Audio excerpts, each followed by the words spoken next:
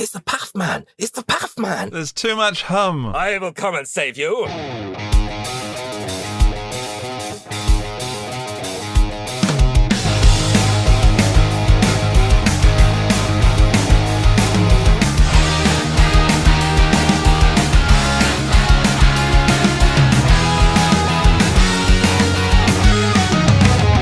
Guitar Stories Podcast, your number one show for everything guitar. Hello, Guitar Geeks. This is Dan. I'm Andy. I'm Matt. And this is episode 9 of the Guitar Stories Podcast. Yeah, we made it through the intro. Hello. Hey.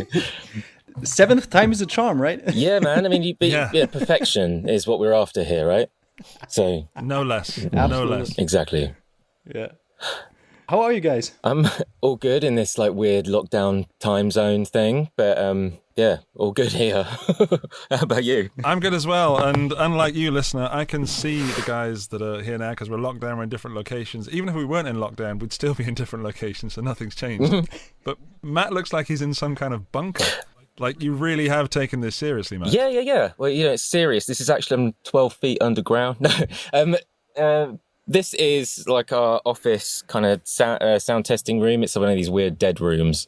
So yeah, it looks like we should be in a submarine, but it's pretty cool though. It means we can play as loud as we want to and not annoy anybody. Because we're in the middle of London. Yeah. That's So pretty some insane. of our listeners now might ask, why do you need that room for? So which company do you work for? Well, I started Monty's Guitars, which originally it was I was just a guitar tech, so I do repairs and all that kind of stuff. But then about 10 years ago, a bit longer than that now, I launched into the world of kind of pickups and pedals and amps and all that kind of stuff. So the reason we need this room, and it's a legitimate business expense, is that we do a load of testing. So it's just to make sure that we can, A/B stuff, make sure everything sits where we want it to, do our demos and that kind of stuff here. So why is the store called Monty's Guitar? Because you're Matt and not Monty. Yeah. Well, the original story was I was going to open a guitar shop with a mate of mine, a guy who I trained up called Leon Fabrache, who he now does Grizzly guitars and does some really cool fuzz pedals and stuff. But we were looking for a name. We didn't want to open someplace that was like 5 to 7 guitars. We wanted it to be nice and homely. And we're both massive Monty Python fans. It was a nickname of mine at school. He also had a cat called Monty at the time, and it was kind of the imagery around that as a brand was it was really strong. It's kind of this. We live in London, so you've got that kind of very British kind of thing going on, and yeah, so it's kind of just clicked. And then we kind of separated ways. He went over to East London with all the cool people, and I'm in West London with all the, the family people. And and I kind of, I kind of kept the Monty's thing going. And then when I started developing product and stuff, it just made sense to keep it going like that, because I want, as the company grows, I want it to be, it's not about just me. It's about, I want anything that comes out of Monty's to be at the same standard. And it's easier if it's, not like Matt Gleason, because that's boring. So, everybody who works with me is, all of the same standard, and we can just, pump stuff out and try and do the good stuff. That's basically it, if that answered it. Absolutely, and you did nail the branding as well. I love the branding, and it just looks fun, and it does look as if it's from Monty Python. Yeah. That really, as a Brit, that speaks to me. Yeah, but I think I want anybody, and I want anybody who trusts me with their hard-earned cash and their tone and stuff to have as nice an experience as they can throughout the whole process of getting stuff from me, because it's a big risk when you're spending a couple of £100. Most of the stuff we sell, it's not cheap. So and also I love packaging. I've got a little penchant for that kind of thing, and I want when somebody opens gets their little mailbag and it's all like wrapped up like it came out of Game of Thrones or Harry Potter or something, and all the other stuff. It's just, it's kind of a thank you, really. I mean, how many times have you bought a pedal and spent 400, 500 quid and it comes in a white box with no instructions? I mean, it's just, you got it. You need to up your game if you're doing that. Yeah. I think. Well, it sticks out. It really does stand out. Yeah, thanks. Yeah, and it's a big point. I mean, shopping experience is such a big part of the overall experience of the product. It's not just like the sound; it's also like receiving the product and unboxing it and just experience it for the first time. I think it's a big part of how you overall evaluate the product. Yeah, so that's pretty cool. Yeah. No, it's important, and also it's kind of like it's what I kind of design stuff and do stuff like that in my spare time. So it's fun for me, I love designing and putting all that stuff and using Photoshop and Illustrator and like 3D software and all that kind of shebang.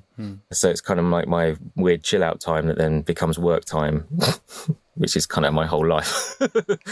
I've noticed that you involve your family as well. So you have a product called the Guitar Food, or Instrument Food. Sorry. Yeah. And I saw a photo on Instagram of you and your family sort of packaging it up and labeling it and putting it into little tubs. Yeah, well, it's a small business. I mean, it's kind of crazy. We really, since this whole crazy lockdown time, business is doing really well. And we just don't, and because my usual guys are all there at home, and I'm the only person pretty much in the workshop. I get somebody who comes in and helps me with packing and making a few bits. But when you're running a small business, everybody has to do their bit. And I'm really fortunate. I mean, my family are super supportive because I work all the time, and they kind of get that it's just the way it is at the minute. We just got to keep going, and they moan about it a little bit, but bribery with children is brilliant, and it's cool. And also from I think it's a good work ethic to see, and to do. If you realise that if you want £5 to buy this thing, you have to do something. You don't just get it,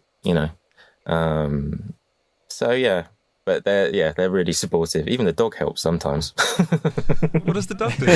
Chew stuff, dog stuff. Security. Yeah, it's like it's R&D. Make sure the pickups can stand up to canine influence. But Dan, I have a secret story about Matt that Matt doesn't know that I know. Oh, no. And you don't know that I know, but I've been saving it for this podcast, which we've been trying to do for a couple of days now. Yeah. And it's about customer service and how important that is to, I would say, all businesses, but it seems to be focused on small businesses. But I don't think there should be a difference with the level of customer service you receive. No. Anyway, here comes the secret. Oh, God. A friend of mine has ordered a pickup set, from Monty's Guitars, and he asked them to be installed, and the wiring on one of them was a tad too short. So he sent an email, and he sent me the screenshot of the email and said, I know I'm going to get great customer service. I hope that we can get it changed by the end of the week. The email that my friend received in response, and I'll paraphrase, was very, very sorry. Great, sorry about that's happened. We will, Matt will hand deliver a replacement to you tomorrow. Oh yeah, I know this. And he was so excited about meeting you because he's a bit of a fanboy, and he listens. So hi, Graham. And then Graham woke up and there was a neat little package had been left in sort of Father Christmas style on his back porch or something with extra goodies and an apology letter and all this nice little thing. So he was totally shocked, and so was I. And I'm like, so just what Matt said, that's the kind of guy you're listening to right now, who hand delivered not only a replacement pickup, but also some instrument food and some nice little goodies to make up for it. Above and beyond, man. Above and beyond. Yeah, thank you. It's just I hate people having a bad experience with anything that we do, and mistakes happen, things go wrong, it always does, and you should embrace that. I think really it's a constant learning curve, but yeah, I mean, it was one of the things, because I packaged it up. I did, because I'm doing most of the stuff now. But yeah, I just want to make people happy, especially at this time. And I looked on the map, it was going to take me, an hour each way. So it made sense. And I'd spoken to him a few times on like Insta and stuff. And it was his first time buying something, I think. And he'd been looking for a while, and then we go and ruin his order. so yeah, you have to make things right. That's the way the world works. It's I think business is really, it's more relationship building really than anything else. You have to build trust.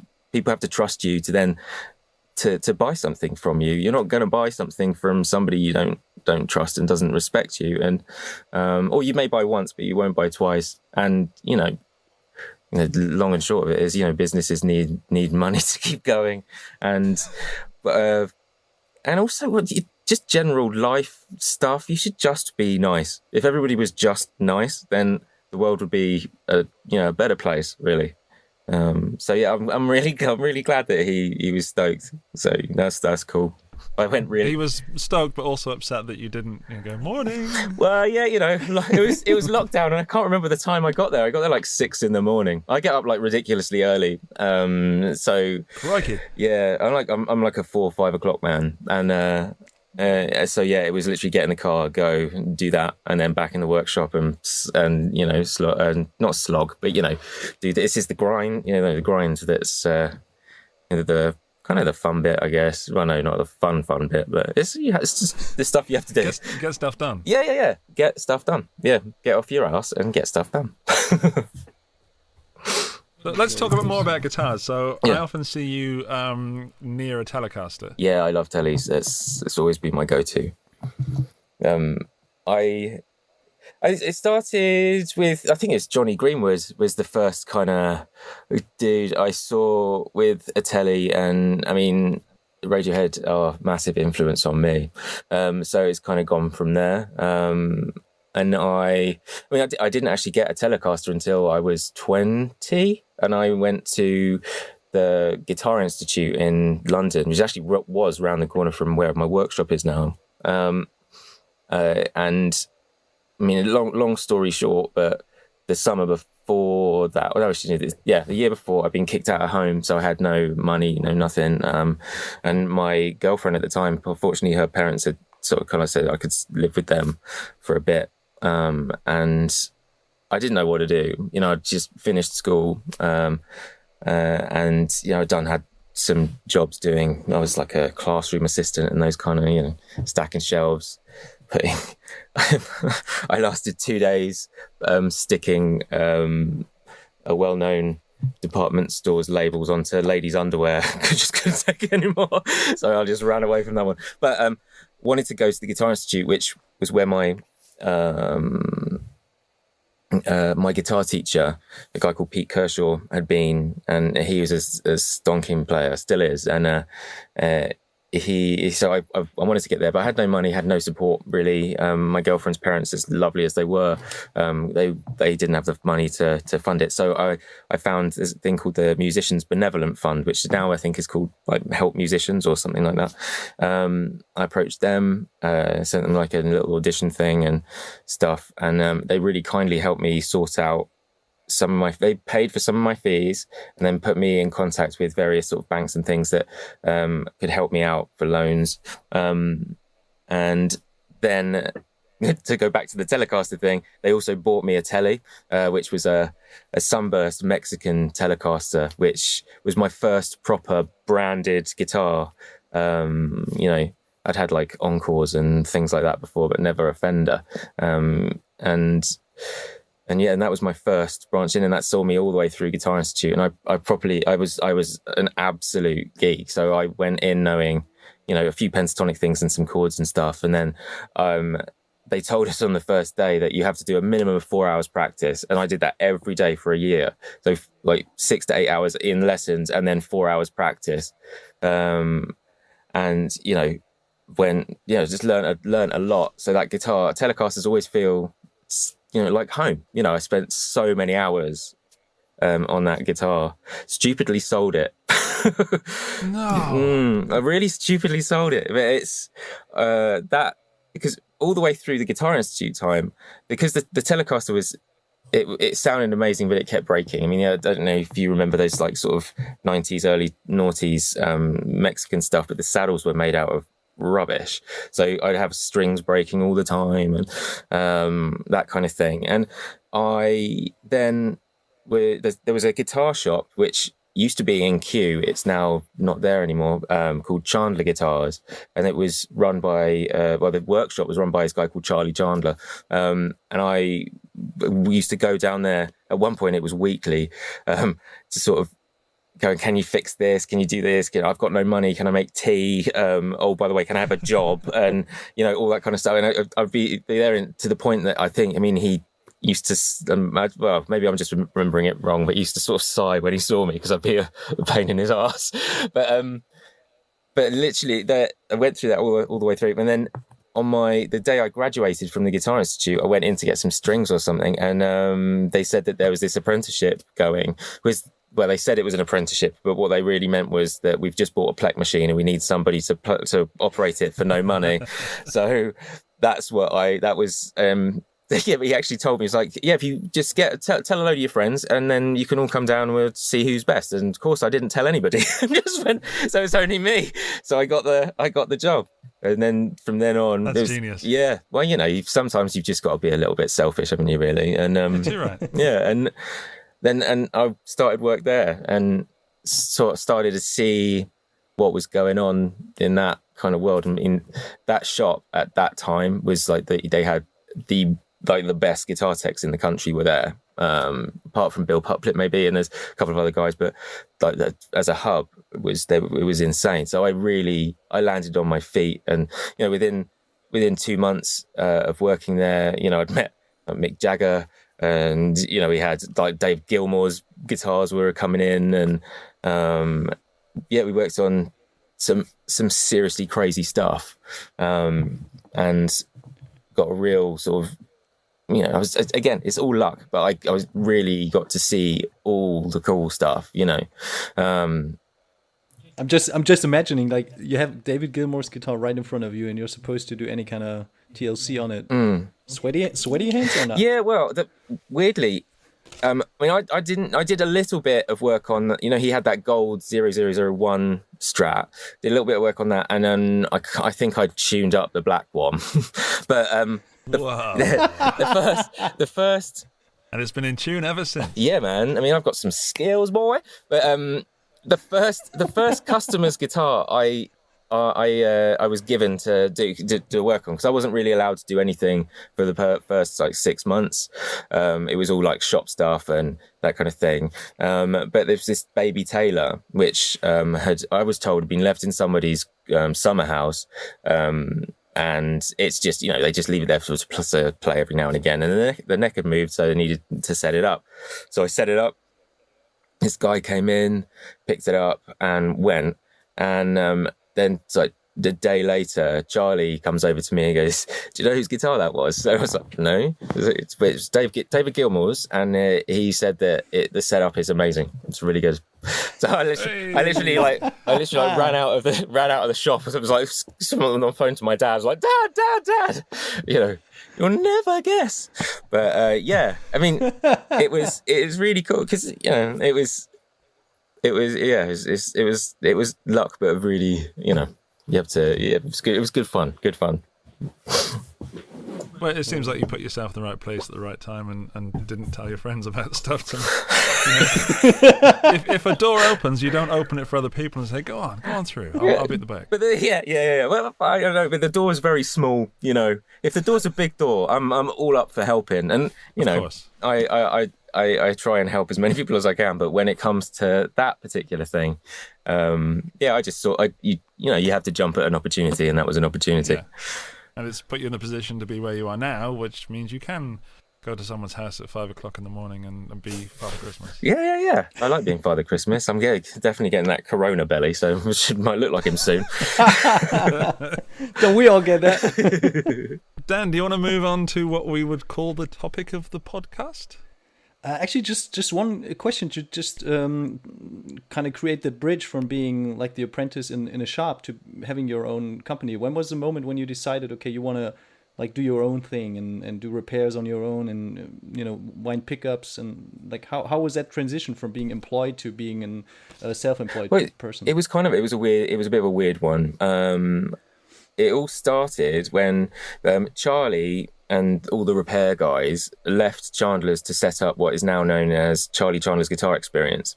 And I was kind of left. I was on my own in there, and there was like a huge amount of repairs that needed doing. It was like a really stressful time. But the manager in the shop, a guy called Al Duncan, he was really kind to me and everything, and just. I wasn't officially, but he would call me like the workshop manager, etc., etc. And it's a title, and people like titles, and I'm no different.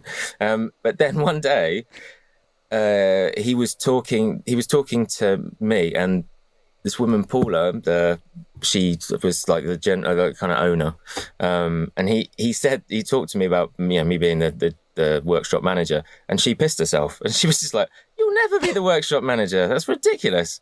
I was like, "I'm holding together your workshop at the minute." I didn't say this, but that was kind of a realization that I was doing a job I loved, but for somebody who didn't give a monkeys, which so that sowed the seed, and I've always wanted to have my own thing as well. There's always been I've constantly got ideas on the go, and I've tried loads of different like projects, and I mean I've got there's Monty's, and I've got another company. So I do start loads of stuff all the time. So it was kind of inbred, but that was kind of like a go bleep yourself moment. And I was just like, from then I was just I was just looking for ways out. And it was just that. And then I left Chandler's for a bit and went to work for my uncle in plastic fabrication, which was lovely. But that was, and then I saw that it was a job I hated, but because my uncle was so lovely to not only me, but everybody that worked for him, it made it right. So I was just like, fuck this, sorry, I didn't mean to swear. But I was like, screw this. This is like, I'll do it on my own. I'll do the guitar thing on my own, and I'll just be nice to people, and then we can create this whole little bubble of, this nice thing, and let's just freaking do it. If that explains it. Absolutely. Very clearly. Yeah. It's really simple when you don't think about it. It's just. You mentioned before we started recording that your daughter has sayings, and I'm hoping you're going to remember some before the end of the podcast. Yeah. But my daughter has one as well. And she keeps throwing it back at me, and it's if you do nice things, you get nice things. Yeah. That's great. Lovely. Yeah. She has this deep baritone 39-year-old voice as well. It's amazing. Man, that's that. You need to harness that. They get her doing voiceovers.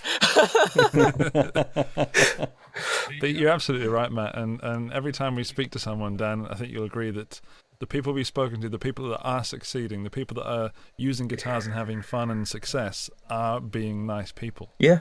Absolutely. Yeah. There's a few that we haven't spoken to any yet, but there are a few in the business that I'm sure are on the other side of the spectrum. But that would be an interesting conversation. We can find a few. But you're always going to get that. You're always going to get some nice people, some not so nice people. And, you just got to...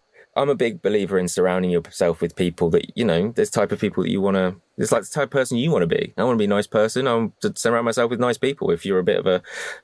if you're not a nice person, then don't... I know you're going to say that. Yeah, I don't really want to be around you. And that's it. You've got to do that kind of thing. I mean, it's not only from a business point of view, but from like a mental health point of view. If you're around negative people, you're going to be negative. Simples. Yeah. But yeah, so That's it. There you go. I'll get off my little high horse. Well, then we can go on to Andy's topic, because having you as a pickup expert on the show, we like discussing about you in advance of the show. Yeah. We came up with the idea, well, let's do it like a pickup episode and talk pickups, and not just your pickups, but like the broad topic of pickups. Yeah. Andy, do you have an idea where you want to start? Yeah, I have a burning question. Okay. Because I do set up guitars. I do things like that. I know, without being, too boastful, I know stuff about guitars. Yeah. One thing I don't know really is pickups. Yeah. Because they just seem like magic to me. I haven't worked them out yet. So my initial question is, what is the difference between a cheap-ass, nasty pickup that you find in some old copy, like an Encore, for example, and a boutique pickup? There's obviously a line between those two. They are both pickups, but one is horrible and nasty, and people say, "Ooh, that sounds terrible." Yeah. And one is like, "Oh, that's lovely. That's tone in a box." Yeah. Well, there's. Sorry. No, I'm done. I'm done Okay, with cool. my silliness. So, what's the difference? What's the difference? Well, it's mainly it's it used to be sort of production and just general attention to detail. I would say though, I've heard some really cheap pickups that sound bonkers good. It doesn't, where it comes from is kind of, it's a bit irrelevant, but the fundamental difference is, it's attention to detail, really. The guys that are spitting out, a gazillion pickups a day, they're doing it for, the margins are really little. They have to ship a load, they have to sell a load to make their company work. So they need to get stuff out as fast as possible, and they don't have the luxury of time to spend on the individual pickup. So they'll just get shot out, and put in a box, or not even in a box, and whatever, and then just get shipped off to maybe another company that are shipping out Strats at $12 a unit. Tonally, you can get some great stuff at either end of the spectrum. It depends what you're after and what it's married up against. Pickup, you've got to remember, is literally what it does is it turns the physical movement of your string into the start of your guitar signal. So it's a really sort of tricky conversation, and people do get a bit funny about it. But yes, everything does make a difference to the sound. So if you can get your guitar to play as best it can, so set up as best it can, and the woods are resonating as you would like them, it feels nice and all that kind of stuff, then the pickup's going to see the best that it can see, so it'll give you the better result. If your guitar is then it's not set up right, so it's got a back bow in the neck, so everything, the strings are kind of zinging off the frets and that kind of stuff, then it's going to change what the pickup sees, and therefore you'll get a different outcome. So some people who've spent, I don't know, $3,000 on a path, then plug it in and it's rubbish, might not be because of the pickup. It could be could be the guitar, could be your strings are old, could be the height's not right. I mean, there's so many parameters that affect it. And also there is that other thing of like what mood you're in, which I don't know about you, but I've like listened to certain albums, for example, and like on my on my monitors, and I know the setup really well, and some days I'm just like, man, that sounds so good. The same record through the same monitors is just like, just not getting it, so there's that as well. I mean, it's a psychological nightmare.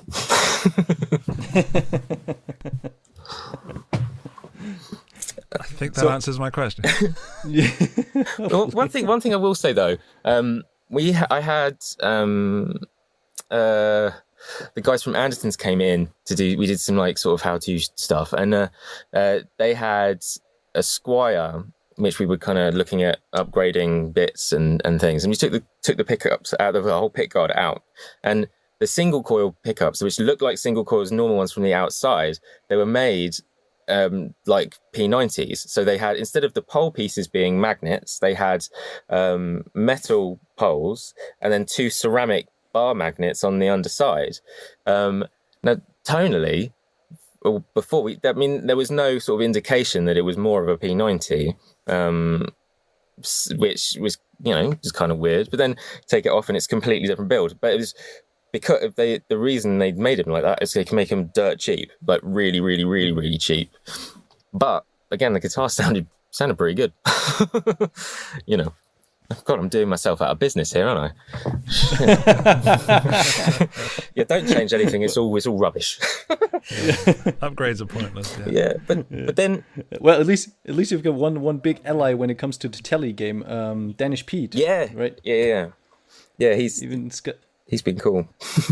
Yeah, and am I right? He's got his own like signature pickup set from Monty's guitars, right? Yeah, he has. We started working with Pete a while ago.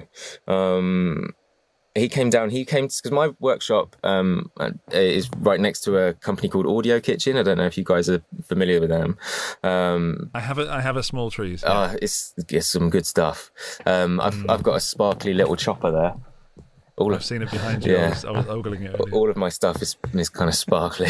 Anyway, and Pete came down to see Steve about, I can't remember what it was about. It's like maybe a pedal or something. And we just got chatting, and we've both got a let's say rather eclectic sense of humour. So we just kind of got on and got chatting, and then the opportunity came up because they were releasing some Squire versions of his Purple Telly, and he was just like, "Do you fancy giving it a go? Seeing if we can get it, see what's in the guitar, see if we can replicate it." So I just jump at the chance. You have to do that, this kind of thing. So he came in with his Purple Telly, and we took it all apart, and he was told that it had a twisted telly in the neck and then a no caster in the bridge, and that's just not true. What that guitar was made with two others. There's 3 purple tellies like that made at the same time. I think it was for Frankfurt Music Messe or something, and it screams kind of just grabbing stuff off the bench, any old thing. So like the bridge pickup, it's wonky as hell to start with. It's like the top's like this. It's not a no caster because the bobbin height's wrong, the magnet stagger's wrong, the wine's wrong. Great sounding pickup, but not a no caster. And the twisted telly is, again, the bobbin height's wrong, the wire they use is wrong. So it's a mess. It's a mess, but it's a glorious mess. That telly. I mean, it sounds really good. But yeah, so it was like reverse engineer that and then test it, a few prototypes back and forth, and that was like boggling for me. The day it launched, we sold 130 sets in 24 hours, and I mean that's like a year's worth to me up until then. Literally we don't shift. We didn't shift a huge amount of stuff. This was really, it was like really boggling. And then figuring out how the hell are we going to make all these? Because I'd bought enough stuff to make. I thought we'll sell about 30 sets, 40 sets. He's quite popular. No.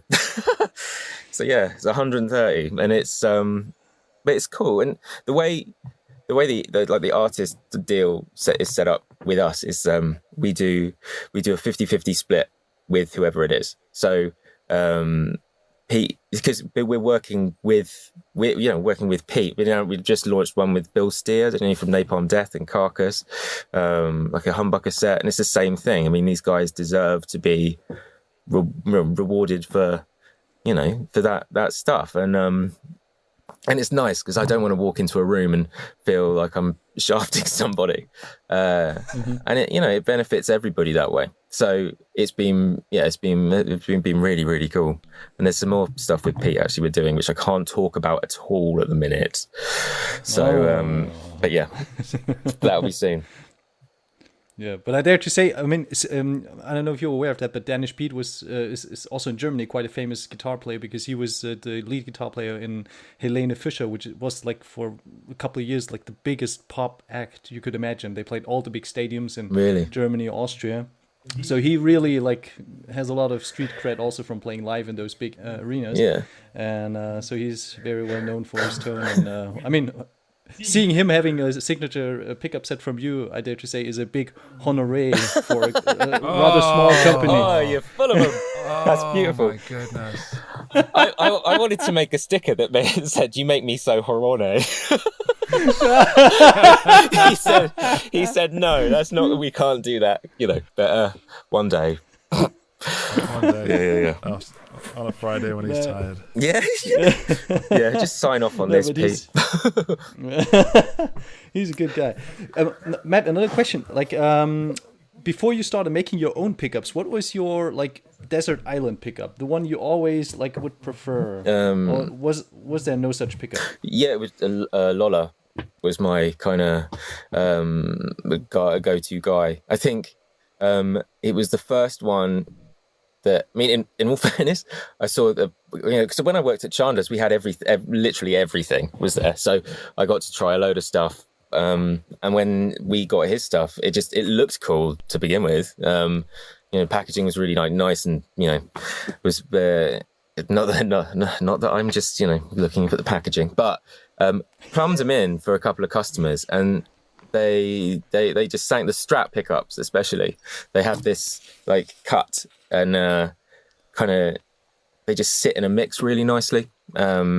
And that's a big thing for me. Everything I build is with like sort of that sitting in a mix thing. You've got to have the right amount of the right top. So, especially with like stage volumes and everything coming down nowadays, you need to be able to be heard through your EQ and all that kind of stuff. You can't just crank it. I mean, the days of 100 watt, 200 watt Marshalls are long gone, really. So yeah, I've plumbed them in. It was just hit a chord and you're like, whoa, that sounds good. And then it's always been that. I mean, I've heard some other really great stuff, but for me, it was the one that sort of spoke to me. I use this analogy a lot, but it's kind of with all the pickup makers, and the same with pedal makers and all that kind of stuff. We're all essentially using the same things to make this very similar things, but we're only going to make great what we like ourselves. So I'm after a certain sound, and we dig really deep to get to that point and that sound, and that's it. So it's kind of like, it's like spag bowl, right? Run with me with this one. Everybody can make a spaghetti bolognese, but everybody does it slightly differently. I might like Andy's, might not like yours. It's just because you don't put ketchup in it or something. I don't know. But winner, chicken dinner. But it's so you've got it. You find the people that speak to you tonally, and there you find your kind of home. And and I am one for if I know.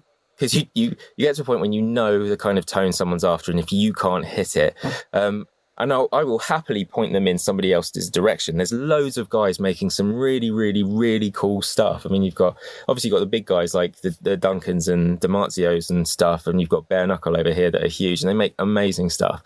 But then you've got other people that are searching for something different, I know Tim Bareknuckle is like a big rock guy, and the stuff that he makes, in my humble opinion, makes really good are the pickups that are for that type of music.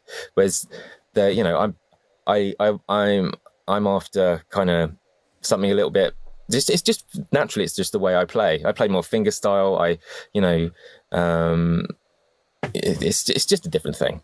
But it's lots of people making good stuff, and you can sort of just find the person who speaks to you, I guess, which in my case, my first case was Lola.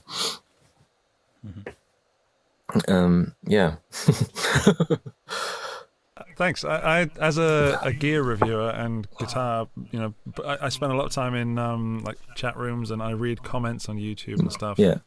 And my favorite question often is, I've just bought this guitar. Which pickup should I put in it? Yes. Do you get like customers like that? So do you offer some sort of consultancy as well? Yeah. I mean, typically, again, I think I might be doing myself out of business, but because we still have the repair shop here. And as I said earlier, it's pointless throwing more money at your guitar, and if it's not set up, if it's not working as good as it can do right there, because then, I mean, you must have experienced it when you first get a guitar and it's not set up right and it's not sounding right, especially this day and age where most people buy guitars off the internet, and it's harder to go into a shop and try them out. So we always say to people, because people will always come in and be like, right, I've got this Strat, I want this bridge, this pickup, these machine heads, this, want to change the nut, want to change the frets, want to do this, blah, blah, blah. It's like, okay, you'll be dumping 3-4 grand into this Strat, which you've just bought. Let's just set it up. That's just a setup cost. And I bet you it will sound way better. And then we can change bit at a time, so you know what you're doing. Because if you rip everything apart and then put it all back together again, it might still sound not how you want it, and you don't know where to start to fix that. Do you know what I mean? So yeah, it's a slow journey, but it is, it's kind of weird that people, just straight buy guitar, buy pickups. But then I suppose I'm a tinkerer by nature. So it's like, I'm big into my tennis. I got my tennis racket, straight away change the strings, straight away change the grip, all that kind of stuff. So yeah, man, I'm just as bad. Just, I just have the luxury of being able to make my own guitar stuff, so it doesn't cost me as much. That's honest. I have another question about your pickups. Yeah. Or pickups in general. Yeah. And that is, let's say I come to you and you build me a pickup, and we both decide that there's not enough highs in it for some reason. Yeah. What do you change about a pickup to introduce more highs? What do you do? I genuinely, as you may have gathered, I don't know how pickups work. Okay. Well, it's a bit different. If the first port of call usually is bobbin height. So if you take single coils, for example, what you get, if you just get a standard Strat bobbin, which typically they're around 11 mil, but you've got about 11 mil space to wind on it. If you take that and just put more winds on it to get more output, you fatten up the mids, fatten up. The treble, the top and the bass is still there, but the mids fatten up, and which kind of muffles them.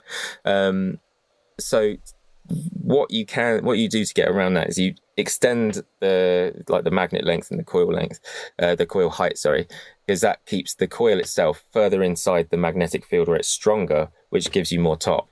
And so that's the way you do that. With humbuckers, it's a little bit different, because unless you've got unlimited funds, you can't get different bobbins made and all that kind of stuff. So there's different things you can do with offsets, different metals, magnets, obviously. But weirdly, the tension of the wind itself, because if you wind it really loose, you'll get the same amount of resistance on the coil, but it will be kind of fatter. And then if you tighten it up, it will be thin. So he's kind of finding that balance. So that's how you do it. I think you just opened up like a rabbit hole for me, because going into this conversation, I was happily ignorant. Yeah. And now I know a small amount of information. Which Welcome makes to me very my dangerous. life. I'm in this pit of this dark pit. It's yeah. You can just see myself in 2 years with a hand winder, and there's too many winds on that. I'll just start again. I've been there. Oh no, this is dangerous. Yeah, and don't get me started on magnets. I mean, that's another thing. Well, actually, no, screw it. I've said it now. So people, yeah, you have to go there. So now. it's like magnets. Not only every manufacturer of magnet will make them with slightly different combinations of various materials. You've got everyone kind of knows about Alnico's, like sort of 2 to 5. There are others either side, but within each one, there's different grades. So you've got Alnico 2, for example, and then whichever the manufacturers call it, like A, B, C, and D, that kind of thing. So, yeah, it's a nightmare. But the way we've kind of got around that is you just stick with one manufacturer, so you kind of know roughly what you're going to get, and then go from there. I mean, magnets do make a difference, but I'd say the coil itself makes more of a difference tonally than the way you can shape stuff. Yeah. My favorite magnet. Going on to magnets. My favorite magnet. My favorite magnet is Bert from number 43. No, I really like Alnico 3 because it's actually sort of a little bit weaker than 2, but it means that you can actually get it closer to the strings before it starts affecting the strings, which I really love the sound you get with that, because you can get the coil closer to it, and it's just you still got all the top there, but you get this really nice bloom, which is really, really good. It's a much underrated magnet. You know, in Magnet Weekly, it's always downtrodden. But yeah, see, I really am deep in a rabbit hole, very deep. Oh, no. The thing is, I can see down this hole, and I can see you really far in the distance. Yeah. I'm trying to turn around. Yeah, do. Run the other way. Do, please. It's not pretty. Matt already partly answered the question, but I just want to go there because it's such a important part. Like, how do you ensure that there's a consistency with the pickups? Because usually if you buy aftermarket pickups, you know, you have that specific tone that you probably heard from your bandmate or you heard in another guitar, and then you buy that aftermarket pickup and it sounds completely different, but it's still the same model. So there's quite a variance in the output or the tone that those pickups produce, and at least to me, depending on the manufacturer, the variance is either rather narrow or it's very wide. So how do you ensure that the Monty's guitar pickups are consistent in their tone? Well, we have like multiple checks on everything. I mean, it's one of, you know, going back to that learning curve stuff of finding, you know, you get a problem, we did have things were a little bit inconsistent at one time, but it's getting, I don't know if you've seen the picture of like my original winder, which is like basically a sewing machine, really like rinky dink. And I used to have like, it's, you know, just simple stuff like the counter on it. That wasn't very accurate at one point and kind of broke.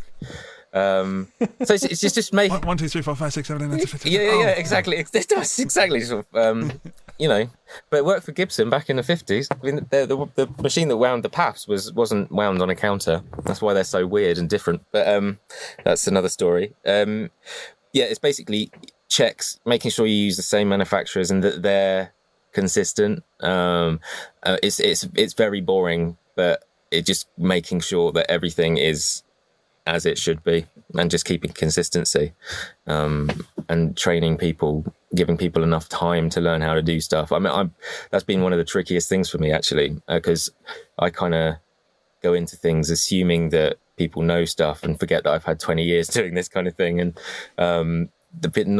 nobody's this. I've got a friend of mine who's, you know, she's a mum, and she was helping with the packing, and now she's doing like helping soldering looms and everything. It's like, why don't you know how to solder? It's like, you know, but now she's like absolutely bossing it. You know, it's getting the right people and getting, yeah. And again, I think it also is when it's not just you. It's keeping people in the right kind of headspace and stuff, and caring about what they're doing and the overall thing, which is again going right back to the beginning of, you know, the conversation. It's kind of like the customer is always kind of key, you know. I also pick up on the fact that it's say if you're in a band, for example, and you buy the same pickups as the other guitarist, your gear is going to be possibly completely different, so you're going to get a different result. You know, again, it's even down to the height of the pickups being different. That'll bring a different outcome. The types of strings you use, that'll bring a different outcome. So it's kind of it's again, it's just this rabbit hole. Yeah.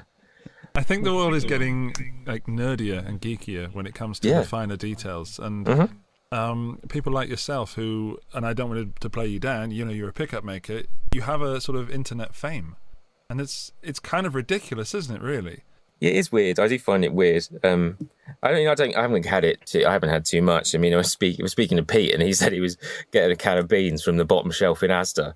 Other supermarkets are available, and he's like sat there, bum hanging out, and then somebody go, "Oh, it's Danish Pete," it's like, oh god. But I mean, my one time when somebody sort of kind of was a bit weird was it was weirdly, it was at my kids' school.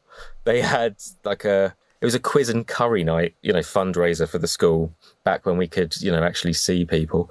And there's a friend of mine came over and she was laughing. I was like, "What's up?" I just said, "I see that table over there." They're like, "Look, it's the Pathman. It's the Pathman." It's like, so what? So what? It's just so bizarre. And you need a T-shirt and a summertime hit single. I am the Pathman. Yeah. Yeah, you got it down. You're practicing.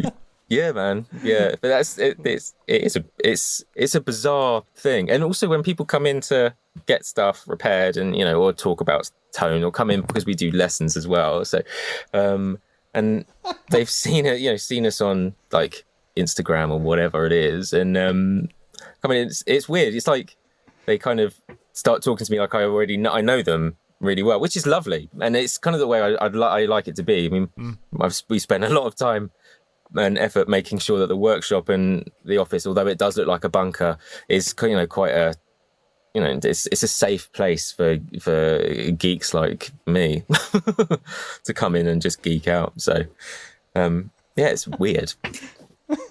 I still can't get over the Pathman. It's like the guitar player superhero. Yeah. Look who's on the horizon. It's Pathman. There's too much hum. Yeah. Too much. I will come and save you. I will rid the world of this hum.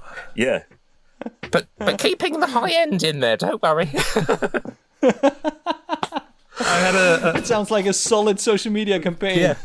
Oh yeah, you can have that. Yeah, and now Asda owes us some money, so that's twice. Yeah. Oh no, we can keep going around this circle, supermarket circle. It reminded me hearing you say that about. I was lucky enough to go to the Fender Custom Shop in 2019, which seems a lifetime ago. Yeah. And you have to say those things now, because of the lockdown. And I met the pickup winder Josephina sitting in the little custom shop in her little, what looked like a little market stall with her winding, and she was lovely and gorgeous, and we had a hug and cuddle. And then later on that year, I bought a Fender Custom Shop telly, and didn't know anything about it. Like, being the nerd that I am, I just bought the guitar because it felt and sounded fantastic, unplugged. Yeah, that's where you should buy a guitar. Yeah, I wanted to keep this mystery. I didn't want to know what was inside, It was part of the magic. Yeah. Because every other guitar I have is for testing and reviewing, and I have to know everything. And so I wanted to, keep that little one for me. Mm-hmm. And my friend asked to borrow it because he played it and wanted to possibly buy one with a similar setup. And he fell in love with it, and he wouldn't give it back, of course. And then, in his search for finding a guitar like that, he needed to know the specs. So I had to dig out the sheet that you get, the travel sheet. And on there was this lady's name, Josephina. She made my pickups. And I actually had a little moment. Yeah. And that's insane. She's a pickup lady. Yeah, but that's good. I mean, that's one of the great things about the world the way it is now. I'm not talking about Corona. I'm like social media and that kind of thing. You've got that connect with somebody. You can meet. I mean, obviously, you went to the custom shop and met her, which is cool. But it feels very much like the world is shrinking a bit in a way. In that respect, it's kind of going back to old days where you lived in a village. You had one butcher, and he was called Dave. He knew you, and that kind of thing. And so you can get to understand and see the story behind the pickup or the bike or whatever the product is, or the brand, and you get to understand the mentality behind everything, and why things are a certain way. And I think that's amazing. And it also means that tiny little companies like me can exist, and we can do stuff that's that's really good. And the good thing about being such a small company is you can react really quickly, which is great. It's just like, we had, what was it recently? There was, we had a customer in Canada, who I don't know what had happened, but somehow half of the magnets in the pickup had flipped polarity. So the pickup was kind of weirdly out of phase with itself. It does some really weird things, which that can happen if a magnet is dropped, or it's got severe heat or cold, then that can flip the magnet. So if it's in a plane on the way to Canada, I mean, that's it. Things can happen. So we sent him another set, and then the eyelets where the wires go in, something weird had gone on there. Because what happened? Some of the copper that we use is where it's either solderable or non-solderable, and if it's non-solderable, you have to strip it. If it's solderable, you can literally put the solder on there, and it'll kind of burn through the enamel. So when you first plumb them all in, plumb the pickups in, and you wire in, put the wires on there, there's connection. But sometimes when then the little eyelets cool down, that enamel kind of reforms, separating it. So, and it was to the same customer. So he was just like, he was really understanding about it, but mistake one, mistake two. So then we had multiple checks, but now, even during the packing process now, there's more checks to make sure that polarity's right, that it's reading right, and that there's a big wall of all of the pickups, all of the stats. So no matter who it is, can see everything, and everybody's work gets double checked as well now. It's like putting stuff in like that just to make sure that we can get it right first time as many times as possible, if that makes sense. Yeah, I think I went a bit off tangent. Sorry. No, wherever it went, I followed you. So you're cool. It's interesting. I think it was about reacting as a small business. You can react quickly. Yeah. Yeah. That's really admirable to know that to take the time to analyze what you do and get the opportunity to improve it. Yeah, there was a guy who used to work. He worked here. He was only going to be here for a month. I met him at the London Guitar Show. A guy called Johnny Marsh, and he came in. He's literally straight out of school. So he's 18. Came in, and he kind of started a big change in the business. He was super bright, and helped do a lot of copy and all that kind of stuff. Then with him, and then we got the guy George came in, which I know, Andy, you've spoken to George. Mm-hmm. They're both of them together kind of nailed all these things down. And Johnny said, I can't remember what airline it was, but there was a crash or something. So this is ages ago. It's not a recent thing. And the airline put in a check that the pilot couldn't just say, yes, this is all fine. It had to be double checked by somebody else. It's coming out of the mouth of an 18-year-old. He's like, you need to implement this. I was like, that sounds like a really good idea. So it's, yeah, you have to listen to people, and it doesn't matter how old they are. He's way smarter than me, and he's off at Oxford studying music and all that kind of thing. I can barely spell my own name. I don't like him. I hate him, in fact. Yeah, pretty sure I don't like that guy. Yeah, well, you would do if you met him, but yeah, on paper, hate him. Lovely. If I'm playing the bad cop, and I just want to take on that role for a second, yeah. One could state that the pickup hasn't really been reinvented for the last 50 or 60 years. Now, a couple of years ago, Fishman started pulling out the Fluences pickups mm-hmm. that are kind of 3D printed. What is your opinion and your take on that technology and also the sound? Well, on the technology front, I love that stuff. I've just we've just bought a 3D printer. But that's all to make jigs and things and stuff like that. I think I've played a few of those and fitted a few of them. I think they're great at what they do, because they're kind of aimed at giving you two types of pickups, aren't they, in one thing. It's cool. For me, they didn't kind of sing with me. But I know guys that use them and love them, and I think it's a great product. But the weird thing, and I don't know many other industries that are like this, but it's kind of like everybody wants everything like it was in the 50s, just without the tuberculosis. It's kind of the racism. Yeah. You just want it, but don't change anything. Just leave it as it is. But which is partly why things haven't moved on a huge amount. I mean, pickup is a very simple thing. Guitar's a very simple thing. And it just look at that. While you were talking, while Matt was talking, then we were Dan left us, and now he has a little baby with him. Yeah. Oh, she's very cute. Oh. I'm so sorry. I had to leave you like right when you started answering the question, but the little Ella just started screaming. No, she's far more important than my answer. Anyway, that's it. Bad cop, and then just ignore me and leave. Like a real Super bad cop. Yeah, super bad cop. Man, you got balls of steel. Whatever he says. Yeah. No, I'm sorry. She's just like 8 days old. So. Oh man, that's amazing. Our youngest podcast guest ever. Yeah. Yeah, I guess so. Super cute. Well, hello, little one. But I think what people are managing to do now is kind of just hone it down, and because again, go back to that, because more people can make them. It's finding the tone that speaks to you, which is what it's all about. So, nothing drastically has changed. I mean, you had EMG came along, and then you had those ones that were in Fender for a while.